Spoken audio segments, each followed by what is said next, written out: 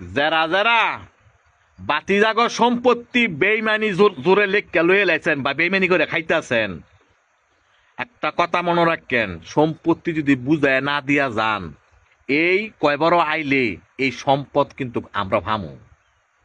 যে সব মামুরা বইন বাগনিগ সম্পদ বেইমানি করে খাইতেছেন, জোরে লেখকে লইয়া লাইছেন বা জোরে লইয়া লাইছেন, ওই বেইমানি করে জাল দলিল করছেন, এন এন এন আইলে কইলাম এই সম্পদ কইলাম ফামু। আছেন না সমাজের মধ্যে মনে অনেক লোক আছে, চাচারা বেইমানি করে বাচিজাগর লগে, মামুরা বেইমানি করে বাগিনাগর লগে। তো কত হইল, যারা যারা নিয়ে এই বেইমানি হারামি কইরা এই গোরস্থানও আইছে বা গোরস্থানও আইব, প্রত্যেকটার বিচার কিন্তু আল্লাহ করব, কথা মনে রাখেন। আমরা এত কিছু বুঝি, তারপরও আমরা বালা না। তো কত হইল, আপনি বইন বাগনিগ সম্পত্তি বেইমানি কইরা বড় হজ করবেন, মসজিদ সভাপতি হইবেন, কি লাভ হইব?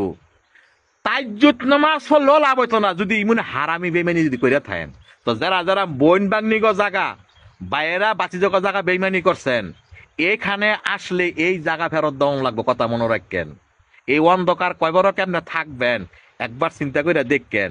দূর মুজদা ভাড়ায় আড্ডি মাংস সকলে একসা করে লাগব। তো যারা যারা বেইমানি হারামি করছেন, আপনাকে বিচার আল্লাহ করবো।